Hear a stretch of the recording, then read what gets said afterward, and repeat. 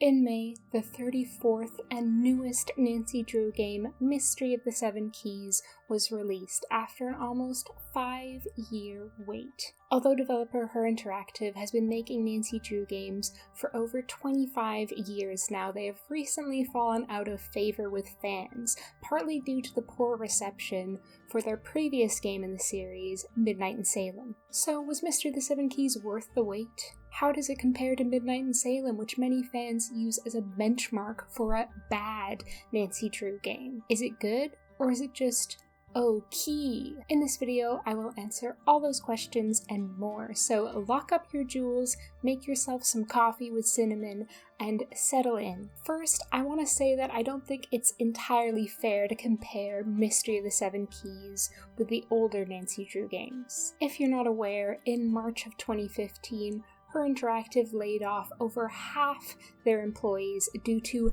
changing market conditions in the game industry and shifting priorities. There's a new team of writers now, a new voice for Nancy, and part of the development of both Flop Night in Salem and Mystery of the Seven Keys was outsourced rather than created in-house. Many fans consider these two newest games to be part of a revival series, rather than a continuation of the older games. So with these factors in mind, I'll mainly be comparing Mystery of the Seven Keys with Midnight in Salem and looking at what changes Her Interactive have made since creating that previous game. As a disclaimer, Her Interactive provided me with a copy of Mystery of the Seven Keys to review and this t-shirt, but all these opinions are entirely my own. These are my personal, subjective thoughts and feelings about Mystery of the Seven Keys. They probably don't exactly align with yours, and that's okay. I'm just here to relate my personal experience playing the game. You don't have to agree with everything I say, and I'm not asking you to. Also, to avoid digesting large mouthfuls of words each time I refer to these games, I'll be calling them by their official acronyms: Key for Mystery of the Seven Keys, and Mid for Midnight in Salem. An easy way to remember these is that Key is in the title of Mystery of the Seven Keys, and Midnight in Salem was a mid-game. This review will contain light spoilers which won't always be earmarked, so proceed with caution if you haven't finished Key yet. So you might be looking at the title of this video and asking, what happened to make the Nancy Drew games need a redemption? What caused a seemingly innocuous and much beloved franchise to fall so far in the eyes of its loyal fans? Well, friend, this section is for you. May I present to you a short history of the downfall of the Nancy Drew PC games. If you're already infected with Nancy Drew brain rot and know exactly what I mean when I say albino gate, you may skip ahead to the next section of the video. There are some moments in history that we can point to and name as being the direct cause of later escalating events. The first domino, if you will. The assassination of Archduke Franz Ferdinand is one of them. The 2015 Her Interactive layoffs is another. Nancy Drew fans saw a lot of change in a short period of time. Lonnie Minella, who had been the voice of Nancy for almost 20 years, was replaced, the long-established pattern of release dates was broken, and while the games had previously been made with an in-house game engine, development was switched to Unity, an engine which is considered more industry standard. But you could also say that not a lot changed in a short period of time, as Midnight in Salem, which had been due to release in late 2015, was delayed until fall 2016, then spring 2019, then November 2019, until it was finally released on December 3rd, 2019. For fans who are used to 2 Nancy Drew games releasing per year, this was a long time to wait. In the meantime, new information about the game was few and far between, and the information that was revealed communicated very little about what the game would actually be like, giving us moments like the "she has albinism" debacle, which involved the Her Interactive Facebook responding to multiple comments with the same answer when asked about the character May from Mid, and became a much maligned meme within the Clue crew, as the Nancy Drew fandom is called. As an interesting aside, when Mid eventually did come out, May no longer had albinism, which perhaps can be taken as a sign that bullying works, or that game companies should give a greater depth of knowledge about their characters to the person whose job it is to reply to Facebook comments. So, Midnight in Salem was finally released after 4 years of delays, and the result was, disappointing. The navigation was clunky and made some players feel motion sick, the gameplay was paced really poorly and congested by gluttonous portions of dialogue, the new voice actor for Nancy was off-putting for many fans who'd grown up with the voice of Lani Minella, but one of the things people were most underwhelmed by was the new engine. The graphics were outdated, the character models moved awkwardly and unnaturally, the lip sync was off. Sure, some of the complaints about Mid were rooted in a sort of toxic nostalgia. Lani Minella is 73 and probably too old to be voicing a teenager, and her Interactive's in-house game engine was becoming obsolete in the face of new technology, but a lot of the criticisms were valid. In short, Mid was not up to the usual standard of the Nancy Drew games, and many fans questioned how the 4 years of development had actually been spent. Well, the 4 years had been spent turning a large portion of a die-hard fan base into a group of mistrustful, disenchanted people who had lost almost all belief in a company who, in a way, had helped raise them. Many believed that Her Interactive would never make a Nancy Drew game again, so it was a bit of a surprise when, on April 1st, 2023, Her Interactive announced they were working on a new game. A lot of fans were skeptical and thought it was an April Fool's joke in poor taste, but some were tentatively hopeful. A few days later, Her Interactive confirmed that the announcement was in fact not a joke, and they steadily began to release new information about the game, including the title, Mystery of the Seven Keys. Much of this information was locked behind puzzles fans needed to collaborate using the keys of their brains to solve. The interactive, community-based nature of this marketing generated a lot of collective excitement and optimism. However, after a couple months, information began to dry up, once again leaving fans frustrated. A large amount of the comments on Her Interactive social media pages at this time were from people demanding a release date. Then, on April 16th, 2024, an official trailer for Mystery of the Seven Keys was published, and a release date was finally announced, May 7th, 2024. A historic date. This time the game was not delayed and released as planned on May 7th. But was this new game enough to earn back the trust of the Clue crew? Key sees Nancy traveling to Prague to investigate a case of gem forgery, a location which I was so excited about that I visited myself before the release of the game. So I am able to speak with authority when I tell you that the environments in Key are incredibly accurate to the real city of Prague, just with more metal barriers and less roving bachelorette parties, which honestly is a plus. The buildings are immediately recognizable, even those less noticeable than the famous astrological clock in St. Vitus's Cathedral. Even the scale of the two main outdoor areas feels accurate, although, devastatingly, there is no marionette theater in the castle square when I visited. Most of the other in-game locations, like the Hunger Consular Cafe and the Apparat store, don't actually exist in real life, but fit pretty seamlessly into the environments nonetheless. If you're thinking that what is essentially an Apple store is incongruously placed opposite a clock dating from the 15th century, just know that in real life there's a Hard Rock Cafe right around the corner. There are a good number of unique locations to explore throughout the game, from alchemy labs to jewelry stores,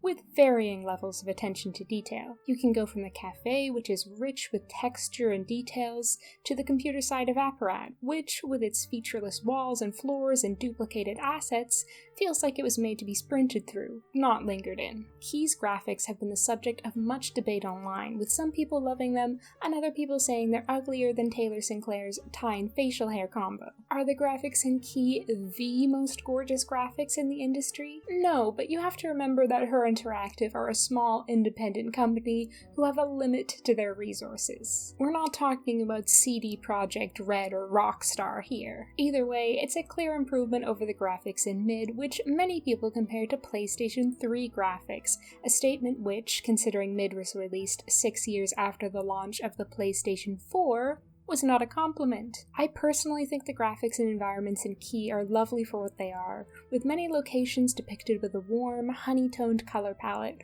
which makes the game feel very cozy, especially in the cafe, a space I could spend hours in. A cafe which is also a bookshop? Sign me the heck up. If I was in Nancy's place, the mystery would not get solved, because I would be spending all day hanging out in a Hunger Consular Cafe, reading Kafka and eating strawberry tarts. However, the large, mostly empty outdoor environments are a little bit uncanny. These spaces, which should be bustling with tourists, are only sparsely populated in-game. But hey, maybe this is just what Prague would be like without the bachelorette parties and stag do's. What makes these near-deserted locations even more eerie is the fact that all the NPCs are deadly silent as they go about their grim business of taking cute vacation photos and making vaguely lewd hand gestures. Say what you like about Mid, but the main square in that game felt a lot more lively due to the crowd yelling non-specific protest slogans. And who can forget the unfortunate NPC whose lines were recorded from the inside of a Pringles can? Why are there protesters in a small town like this? In comparison, the NPCs in Key are there to be seen and not heard. The copy-pasted models made me very aware that I was playing a video game, preventing me from being fully immersed when traversing outdoor spaces. I'm sorry, I just can't suspend my disbelief to accept that this many people would be sporting the ugliest facial hair in the history of mankind. Nancy needs to investigate this crime of fashion because we can't keep letting him get away with this. That being said, I would still class Key's sparsely populated spaces as an improvement over the environments in games like The Silent Spy, which verge on apocalyptic due to the sheer lack of people in areas you would expect to be crowded. What I would love to see in Game 35 is a completely self-contained location such as Wickford Castle or Waverley Academy. More restricted locations work really well in Nancy Drew games, and there would be no need for any non-essential NPCs or issues with draw distance. Although I understand the desire for grand set pieces and cinematic locations, I think more condensed environments can make for a more concentrated experience and can still be visually striking. Think of the decaying majesty of Thornton Hall or the unique interior design of Blackmore Manor. Basically, what I'm trying to say is that I think it's about time the Nancy Drew games return to their roots with a classic mansion mystery. Everyone loves a mansion mystery. If you don't love a mansion mystery, then I regrettably have to inform you that you aren't a real person. While you're exploring virtual Prague, your ears are exploring the game's soundtrack. But unfortunately, the music was a bit of a miss for me. While I think the soundtrack has a more distinct tone to it than Mid, it still suffers from sounding a bit samey, and not just to the different tracks in Key, but to the music from Mid as well. In my mind, the ideal Nancy Drew music should meld perfectly with the game's setting, have distinctive melodies, be memorable, and be composed of songs that you genuinely have the desire to listen to, even when you're not playing the games. Key's music doesn't quite fulfill any of these categories in my opinion, except for perhaps the track that plays in Old Town during the daytime.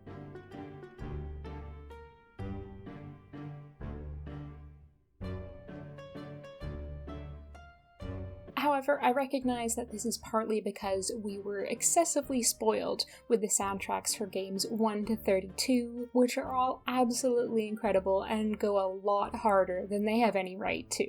The bar has ascended this mortal plane and is in heaven. The angels are limboing under it, so it would be difficult for anyone to meet those expectations.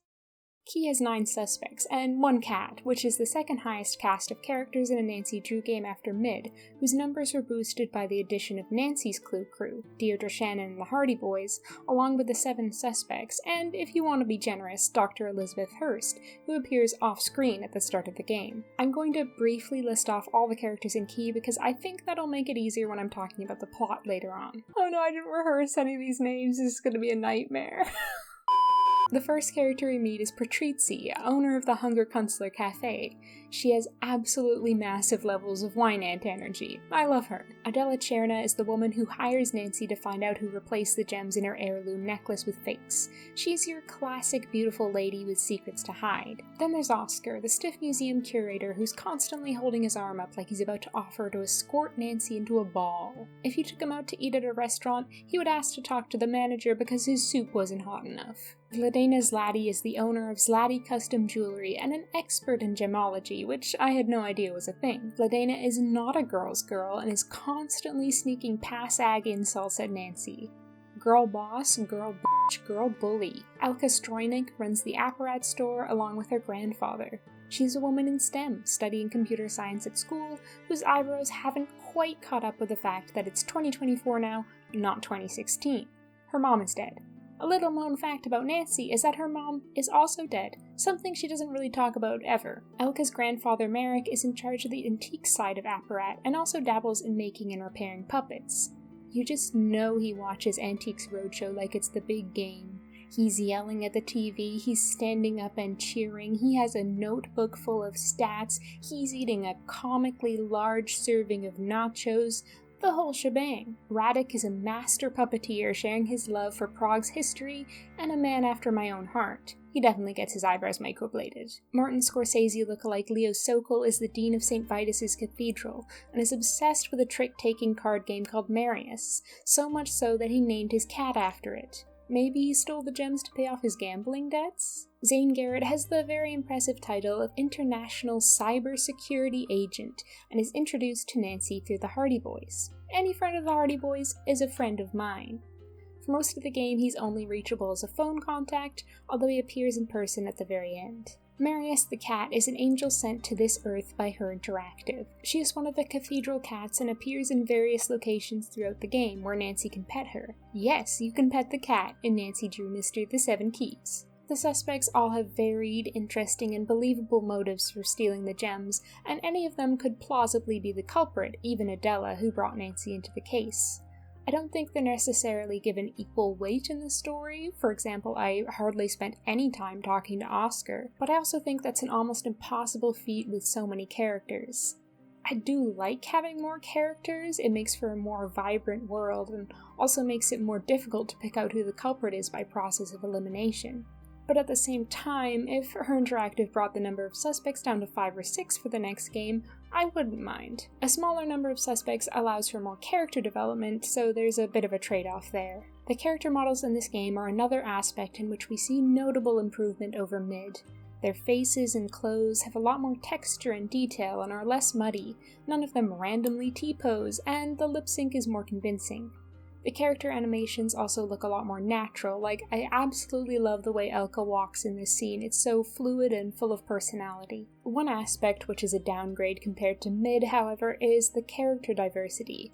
In mid, out of 10 character models, 2 are visible people of color, Alicia Cole and Lauren Holt, and 2 others, sisters May and Tegan Perry, are implied to be of East Asian descent, considering the spelling of May's name is of Chinese or Japanese origin.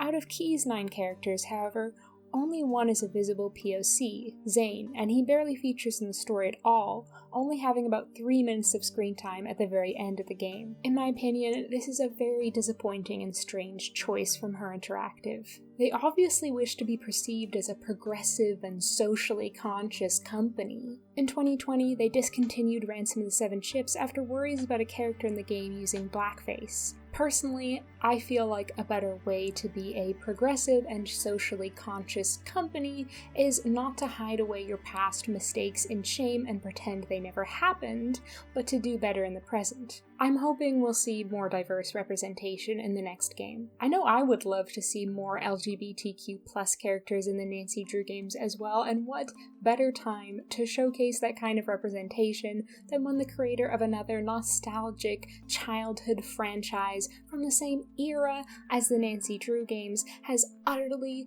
destroyed the trust and love of a large portion of her fanbase by outing herself as a vile, raging transphobe. Just saying. Along with the in-person characters, there are also 6 phone contacts, including some old friends from past Nancy Drew games, fellow detectives the Hardy Boys, Nancy's dad, Carson Drew, and Nancy's boyfriend, Ned Nickerson. Before mid, you could call recurring phone characters like Ned and the Hardy Boys anytime during gameplay and just shoot the shit about subjects completely unrelated to Nancy's cases, such as the dog the Hardy Boys are pet-sitting, or Ned having an existential crisis about the fact that he has no life. In Key, the only times you can call your phone contacts are when it's essential to the plot, which means there's only one conversation with Frank and Joe in the whole game. Being able to chat with Nancy's friends was a really charming aspect about the past games, and breathed a lot of life into the characters, something which is lacking in Key, at least in terms of phone contacts. Consequently, these familiar friends feel a lot more flat. I really hope they bring back those little conversations in Game 35, because although they may seem small and insignificant, they really do hold so much meaning. Some past phone friends are conspicuously missing from Key. Where are Bess and George? Where is Deirdre? Bess and George used to be series mainstays, having been there for Nancy whenever she needed to phone a friend from the very first game, Secrets Can Kill. However, they haven't been in a game since their last in-person appearance in the Shattered Medallion in 2014, a full 10 years ago now. What happened to them? Has Nancy cut them off for some reason? Are they involved in some legal trouble which forbids them from being mentioned? Did Bess get kidnapped again? Did they get abducted by aliens, confirming all of Sunny June's conspiracy theories? Should I start wearing a tinfoil hat? It would have been nice if they had at the very least got a pre-existing text thread with Nancy and Key, just a little bit of banter to prove that they're, not dead or kidnapped or abducted by aliens. I'm surprised Deirdre didn't get a text thread either, considering how much care and attention was given to the writing of her character in Mid. It felt like she and Nancy had really started to develop a mutually trusting friendship, only for that development to seemingly be completely forgotten in Key. In the next game, I'd love to see reassurance that Nancy still talks to these gals, even if they're only mentioned in a couple text message exchanges. Again, the little things can be so meaningful. Another aspect I found a bit disappointing in Key was the dialogue. Not to break my own rule about only comparing Key with Mid, but if you look back on the older Nancy games, they're full of eccentric, larger-than-life characters whose dialogue is stuffed full of personality. Think of which Nancy Drew characters are the most memorable for you. Probably a large part of why they're memorable comes from their dialogue. As a writer myself, I think all dialogue should be doing at least one of 4 things. It should be entertaining, character-revealing, informative, or move the plot along. Key is very good at accomplishing the last 2 points, but not so successful at the first 2. There are a few characters who are standouts, Vladina and Patrizzi especially. I loved Vladina's sassiness, it reminded me of Lillian from Stay Tuned for Danger, but I found most of the dialogue to be a bit lacking when it came to being entertaining and providing characterization. A great tool the older games utilized frequently was using specificity in their dialogue. If I ask you, would you like a cookie? That's not really a memorable, quotable line. But if I say, want a cookie? They're from Oaxaca. That stands out a lot more. It's also the difference between requesting chicken wings for dinner and saying, I'm not usually much of a meat eater, but very well. 50 drumsticks, please. Chicken, that is. Cluck, cluck. I think this is why a lot of the dialogue with Nancy's phone friends in Key felt flat to me. I gave the example earlier of Frank and Joe's dog-sitting exploits in Danger on Deception Island. Compare that to Frank and Joe saying they're throwing a ball around in Key. It's cute, but it's such a generic, non-specific activity. Haven't we all thrown a ball around at some point in our lives? Specificity breathes life into characters and makes those who only appear as a voice through a phone feel real. There are moments like this in Key, but I found them to be few and far between. Not every character has to be as stuffed full of personality and chicken wings as Professor Hotchkiss, but especially if you're trying to attract a new audience, you want to give them a reason to come back, and memorable characters might just be the reason for some players. At the very least, memorable characters add to the list of reasons for people to return to the games in the future. One of the most essential elements of the Nancy Drew games that's missing from Key is the playfulness, the silliness. There's not a single chocolate milk tycoon called Daddy Choco Bucks, or a roaming jetpack grandma, or iguana Nancy can dress up in elaborate themed costumes. When did the Nancy Drew games lose their whimsy? When will the whimsy return from the war? Did we forget that these games can both take themselves seriously while simultaneously not taking themselves seriously at all? I think this lack of playfulness is another element which makes the dialogue feel more bland at times, despite the efforts of the voice actors. Most of the VAs do an incredible job, especially Kieran Regan's awkward and earnest portrayal of Radek, and Jane Bellard Sampson's warmth and humor in her role as Patrizzi. However, I'm unfortunately still not won over by Brittany Cox's performance as Nancy. It just feels really flat a lot of the time. Just listen to her delivery of this iconic line of Nancy's. It's locked. I realize there's a lot of pressure on her taking over the role from fan favorite Lonnie Minella, but that's really the best take of that line? She just sounds kinda bored. This could be just down to poor voice direction, and in that case, I think her should really consider hiring a new voice director, because there are some really odd line deliveries in this game. It feels like all the characters' lines were recorded without context, so often two voice actors' performances really rub up against each other, like they're having two different conversations. She was hit by a car. More than that, I can't know. I'm very sorry. You want to steal the crown jewels? For money? Despite this, I'm still rooting for Brittany and hoping that she can settle more into the role over time. If you played mid, you will probably remember that the opening of the game was incredibly underwhelming and, frankly, embarrassing. It really had it all. And by all, I mean nothing.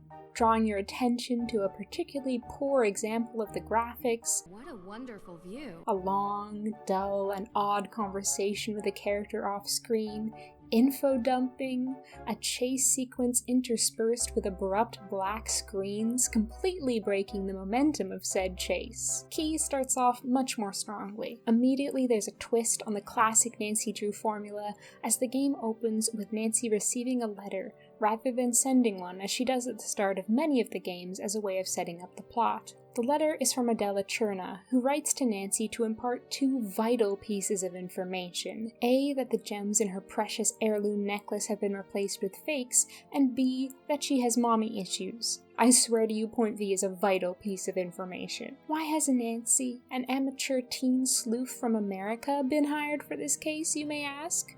Well, because she was on the in-universe version of the My Favorite Murder podcast, which is honestly very funny. Nancy goes to the Hunger Kunstler Cafe to meet Adela, but is immediately met with a problem.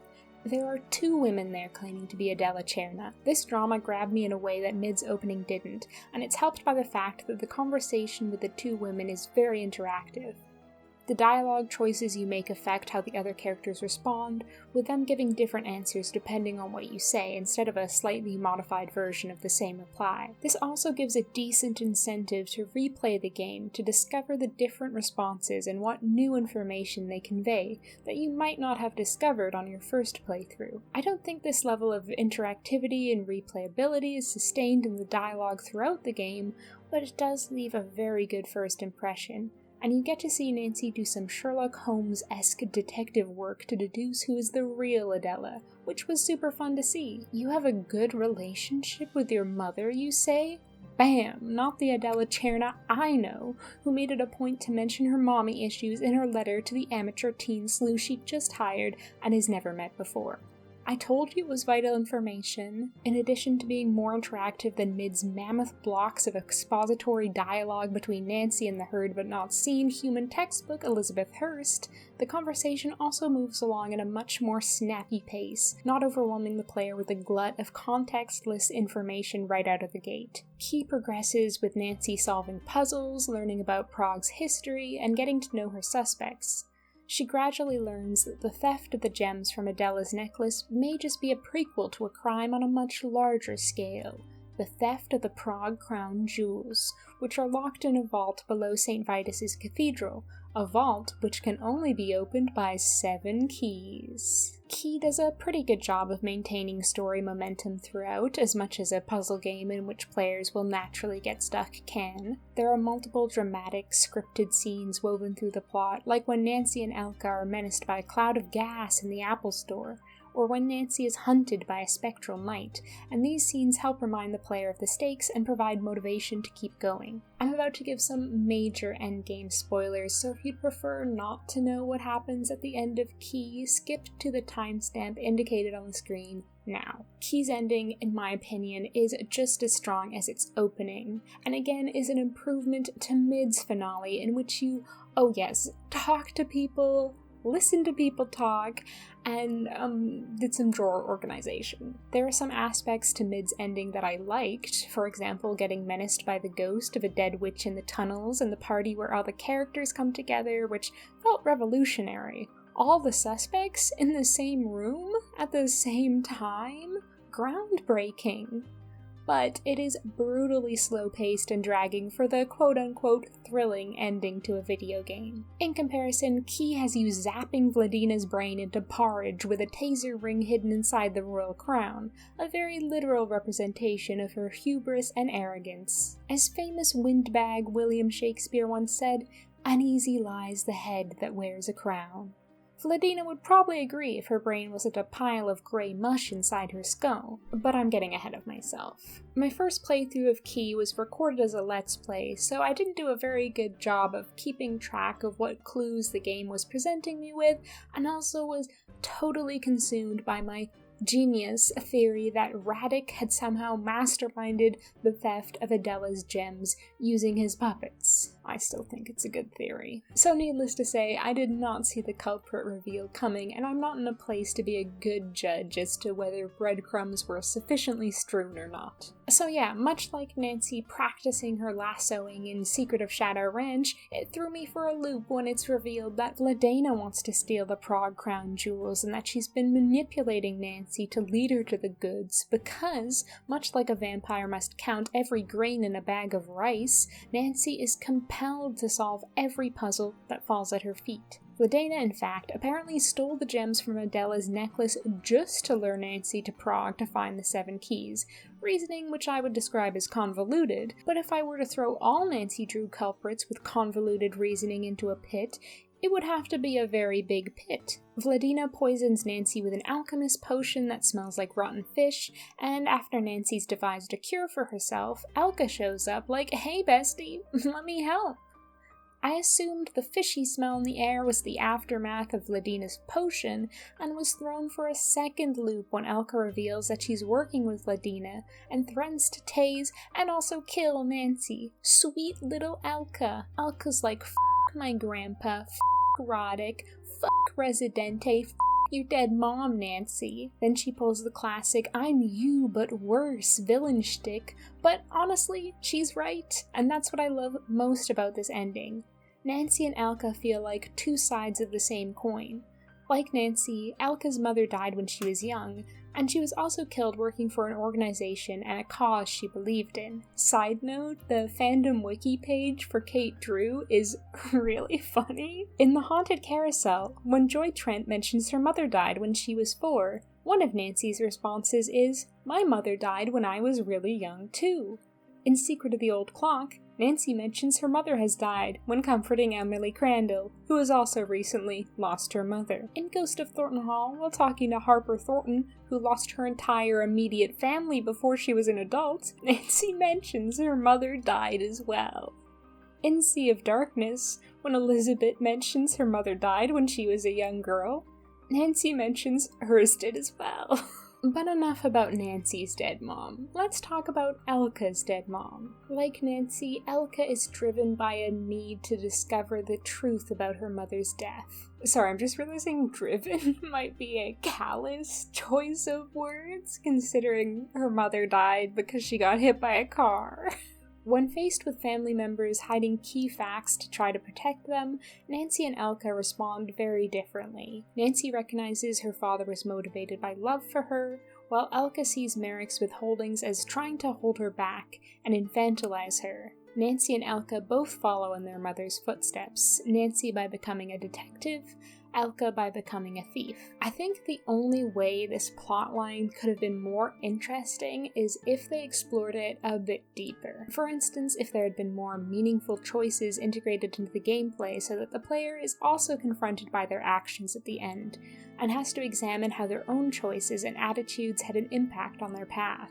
But that's a bit of an unrealistic expectation, as choice-based gameplay is very rare in the Nancy Drew games. It could also have been interesting to see Nancy reflect a bit on some of her more questionable decisions in the past, such as stealing the gems from the museum to unlock Merrick's trunk and never returning them, or launching a rocket and haunting of Castle Malloy without considering the consequences of the devastation it could wreak where it lands, or relentlessly poking Pa's trauma surrounding his dead wife with a metaphorical stick in Trail of the Twister. Where's the Ma part of Ma and Pa's?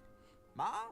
Oh, she's around, running errands and such. She'll be in later.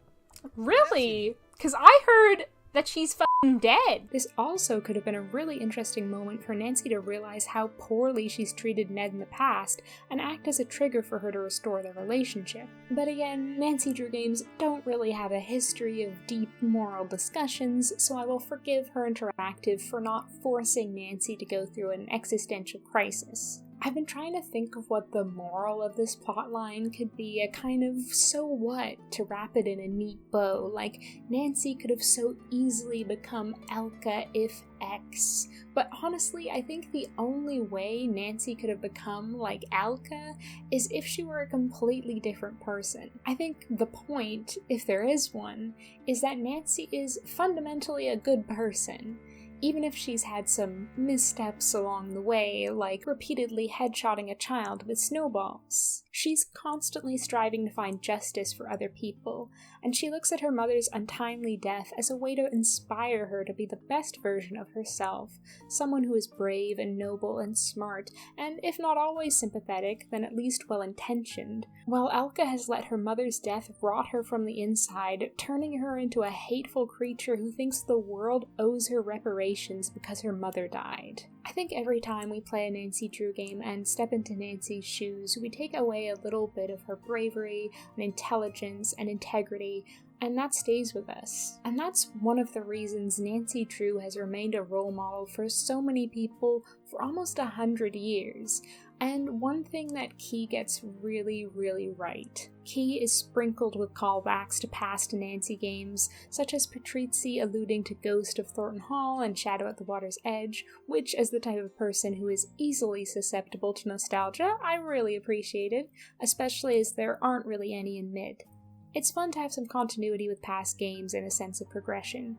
Fans eat that kind of thing up like a heaped portion of potato pancakes. But what's interesting is that Key seems to have more continuity with past Nancy games than with Mid. Mid set up a bunch of subplots which I thought would be continued in Key but just weren't? Like, remember how for a significant portion in Mid, Frank and Joe talk about setting up their own detective agency? This plotline is pushed aside in Key with an easily missable note in Nancy's journal about how Frank and Joe haven't mentioned anything more about their detective agency. To me, this suggests a lack of planning on the part of the writers. Because why introduce an element only for it to lie idle, flaccid, and impotent afterward? Chekhov didn't shoot writing theory right in the face only for the Hardy Boys to completely forget their purpose in life and instead go off and toss a ball around. And okay, maybe I'm holding these games to too high a standard with that comparison. The Nancy Drew games are not a Chekhov short story, nor are they trying to be. But I don't think it's too much to ask that they use the plot elements they themselves introduced and granted importance to. At least let the Hardy Boys enjoy running their own detective agency, even if Nancy isn't a part of it. Then there's the Ned issue.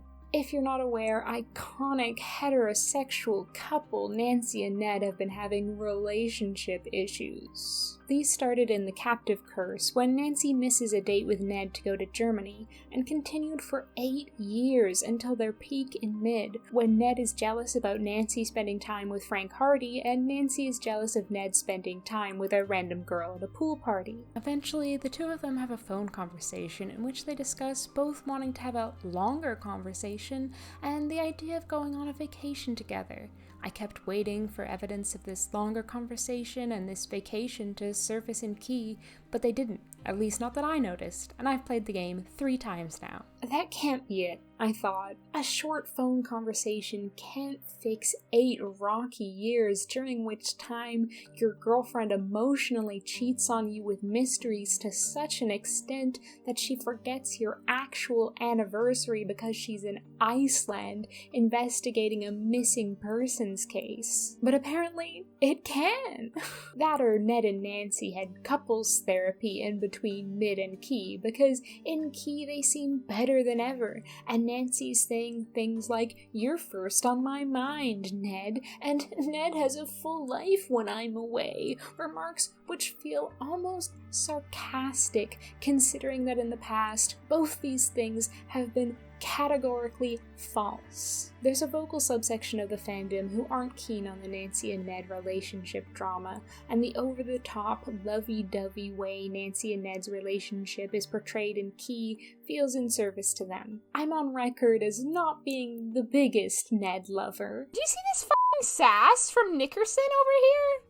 Shouldn't you be solving a mystery or something? What the f*** have you ever done with your life, Ned, apart from throw a football around? I'm actually doing something with my life. That trademark Nickerson charm. I'm not the jealous type. Oh yeah, And he's also, got I'm in the jail and charm about to of get a out. stick Those of are solid butter. points. You got it.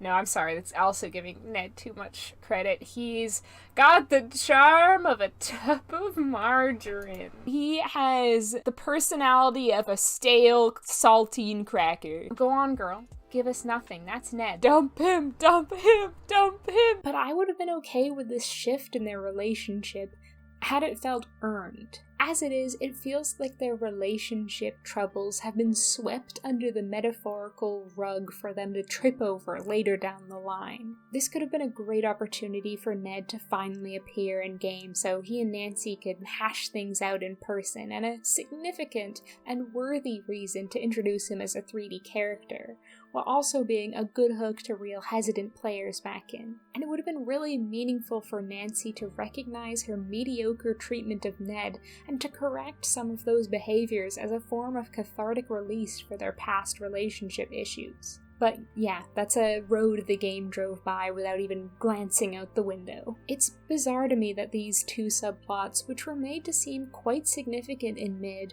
were dropped for Key without any meaningful acknowledgement of them. One of the most exciting things Her Interactive introduced in Key is a dual navigation system which lets players either navigate with traditional point-and-click controls or with WASD free roam, or WASD free roam if you'd prefer. If you're not familiar with the Nancy Drew games, using WASD, a control scheme common to almost every video game, might not seem that groundbreaking, but if you are, it's absolutely life-changing. This is like the dinosaurs getting hit with that meteor, but more positive. For 25 years, the Nancy Drew games have been strictly point-and-click, and the only opportunity to play with free roam controls was in the Treasure in the Royal Tower fan remake, created by Julia Holdnack, and that was only a brief demo. However, most fans were more excited by the point-and-click controls, as they went back to a more classic teleportation style of point-and-click, rather than the point-and-click controls of mid, which had Nancy whooshing from point to point as if she were on a skateboard and getting a big push from Deirdre every few paces, and were a significant contributing factor to people getting motion sick while playing mid. I found the WASD free roam in Key absolutely exhilarating. I felt like I'd been living in a dark cave all my life and finally been let free to frolic through the wide pastures of Prague. You can even hold shift to run and just have Nancy sprinting full tilt past all the gormless NPCs like she's being chased by a bear, or perhaps a spectral knight with murderous intent. On the other hand, I found the point-and-click controls a lot less intuitive. As a veteran Nancy Drew gamer, trying to navigate with the classic controls felt like I was an old cow who had died and been reborn as a baby lamb and had to learn to walk all over again. In the past, I had introduced friends and family members to the Nancy Drew games, and oh, I had laughed to see them struggle with the navigation. But I wasn't laughing now. No, I was accidentally getting myself stuck in corners as I frantically clicked my mouse to try to desperately regain a sense of control. However, I do feel like these two control schemes are a definite improvement over mid, especially the fact that you have multiple options and that you can switch fluidly between them. You can have your control scheme cake and eat it too, and I'm not actually sure that works as a metaphor, but another big complaint fans had about mid was that it didn't have a good balance between conversations and gameplay. You could play mid for hours without having to solve a single puzzle, which is only a little bit of an exaggeration. It was too much like real life in that you could get trapped in a seemingly endless conversation with someone you didn't want to talk to, unable to leave because you had to speak to them to progress. Key has a much better balance between dialogue and gameplay, and sometimes it's the other characters who don't want to talk to you. Game progression also felt a lot smoother than in mid, although there were a few illogical moments. For instance, Why do I need the Wi-Fi password before I can send a postcard to my boyfriend Ned? Little moments like that are not very intuitive, especially if you're playing on Senior Detective and don't have a task list. When you're not solving puzzles or trying to uphold a civil conversation with Vladina, a character who clearly hates Nancy and thinks she's deeply uncool, there are several minigames and activities to keep you occupied. First, there's the coffee-making minigame, Starbucks Barista Simulator, but without all the worst parts of working customer service. We love a food-making minigame in this house, and although there's a bit of a learning curve to perfecting the latte art, I found this minigame quite relaxing, and there's a good incentive to play it as you get an achievement if you make 30 coffees. It's also a bit more involved than the Johnny Cakes minigame in Mid, which became much more simplified after the first time making them. Another activity I absolutely loved in Key was looking around for Marius the cat, something that opens up after you rescue Marius from the secret passageway in Leo's office. Marius leaves Leo's office and shows up by the statue of St. George in the main square, and from that point onward, she travels around the game world, patiently waiting for Nancy to find her and pet her, and again, there's an achievement if you find all her hiding spots. Another optional activity you can do is play tourist and take photos of iconic landmarks around Prague, which will unlock some additional historical information. This is fairly satisfying and forces the player to engage more with the environment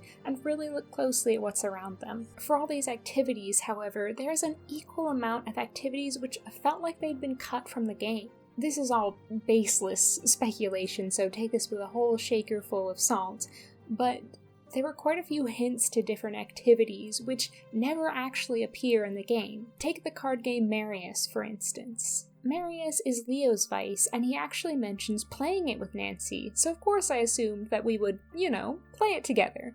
That never happens. The only way you interact with the cards is by collecting them throughout the world, which was a fun diversion, but didn't exactly scratch the Scopa-shaped itch I was hoping it would. What's the purpose of Marius being mentioned in the game at all if we never get to play it? It doesn't contribute anything to the plot, and the collectible cards could be collectible anything. It doesn't make sense. Then there are the potato pancake stands.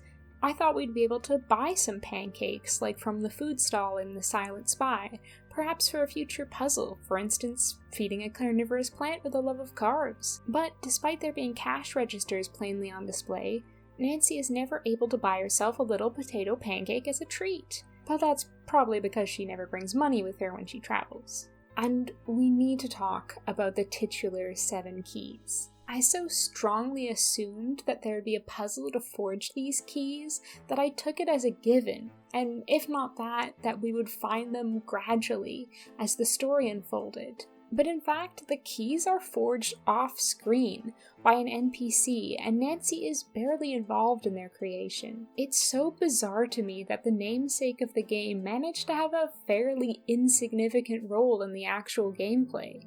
It's like if in Last Train to Blue Moon Canyon you never went inside the train, just walked around outside it. All these elements felt like they should have been in the game, but perhaps were cut due to time constraints. But again, this is all speculation on my part. However, I did really like that they brought back the good news, bad news second chances, and the new second chance screen is absolutely gorgeous. Graphic design is their passion, and I mean that sincerely. Absolutely no notes on the new second chance screen. Now to talk about another element, which may seem insignificant, but is actually very important: the UI. UI stands for user interface and refers to all the icons on the screen which aren't part of what Nancy is actually seeing with her human eyes, like her phone, her inventory, and the journal. Key's interface is slightly more detailed than Mid's minimalistic UI. In Key, for example, there are miniaturized versions of the in-game models in Nancy's inventory rather than simplified white icons of the items they're representing. However, these items are still quite small and somewhat difficult to make out. I would have appreciated it if the inventory could have been expanded to see everything at once, instead of having to scroll through all the items in Nancy's pockets. The subtitles are also really small, and there's no way to adjust them.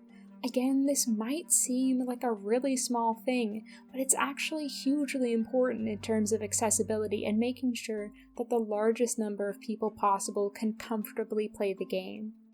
Of course, a lot of the gameplay is comprised of solving puzzles, or attempting to solve puzzles. Because although the Nancy Drew games are ostensibly created for children aged 10 and up, I think even if you locked 50 10-year-old children in a room with nothing but an Asus laptop with only Key installed on it, they wouldn't be able to get past the safe puzzle. It's like Her Interactive took note of fans' feedback that the puzzles were too easy in mid, cracked their knuckles, and got to work creating the most devious puzzles known to man, designed to bring grown adults to tears and cause full mental breakdowns. At least, that was my experience. But to be candid, I'm not a puzzle gamer. I don't play the Nancy Drew games for the puzzles. I enjoy a little brain scratcher as much as the next hominid, but there are brain scratchers, and then there are puzzles which make you feel like you're receiving a full lobotomy. At least there's a pretty decent hint system in the game, with different levels of hints to give smooth-brained players like myself a few nudges in the right direction, and if you exhaust all the hints, there's often an option to get a full solution if you need it, which I did, especially for that dastardly safe puzzle, my nemesis. In past Nancy games, Nancy has often given the player hints in the form of audible cues, like something goes here. But in this game, she's apparently decided we the players should be self-reliant by now, because she's remarkably quiet.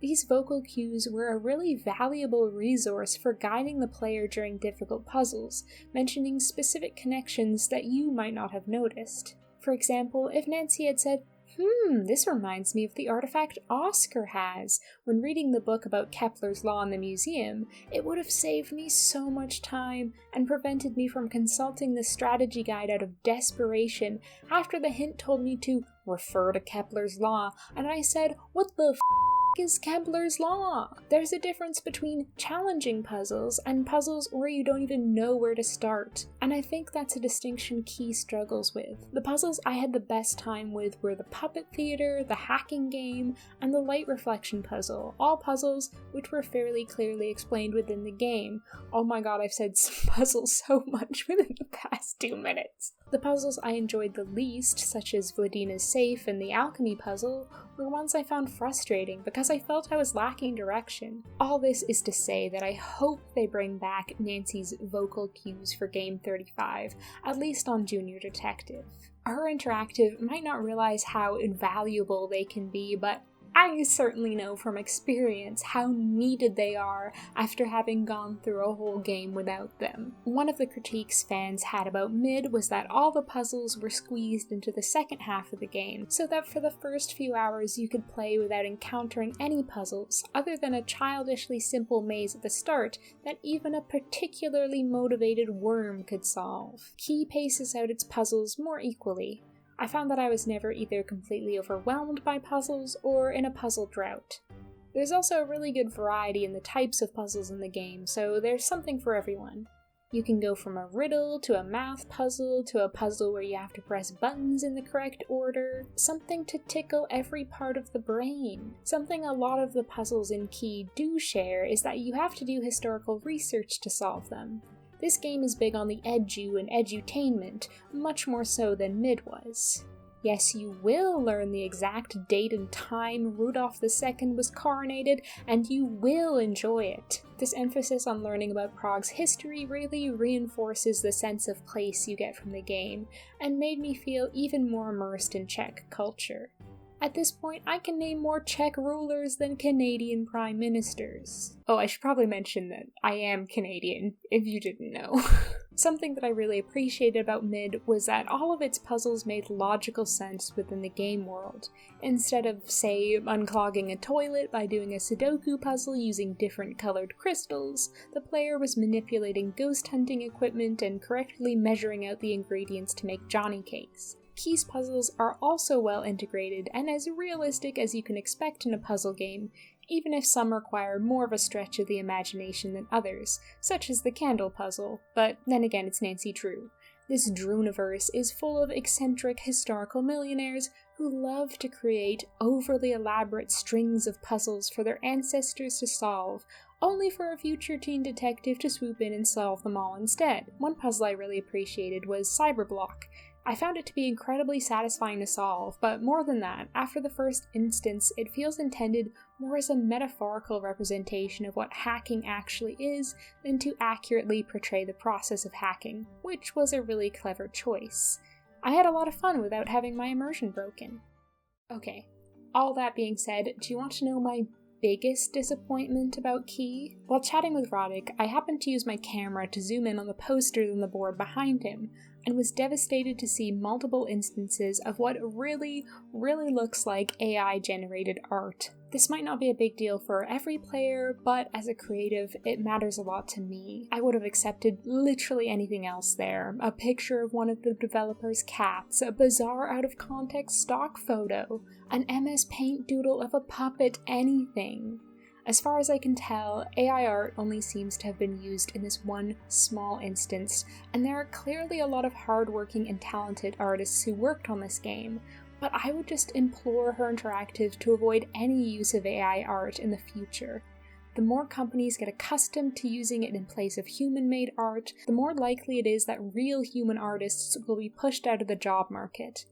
I know I'm not the only person in the Nancy Drew fandom who feels this way about AI art. The Nancy Drew subreddit recently banned AI-generated images completely. I think pursuing AI-generated art or writing would lead Her Interactive further down a path to disappointing fans. The Clue Crew are passionate about the Nancy Drew games, and we still want the games to succeed, because there's still people working on them who share that passion. Eliminate those people and you have an essentially heartless product that no one will want to support or fight for. One of the most important things that needs to be improved, and in my opinion, the main reason Her Interactive has lost so much goodwill with their fans, is their communication problem, or more precisely, their lack of communication problem. Over the past few years, they've been cryptically selective with what information they release to the public, often resulting in confusion and frustration from the fans. Hence Albino Gate and how it became such a fixation for fans at the time.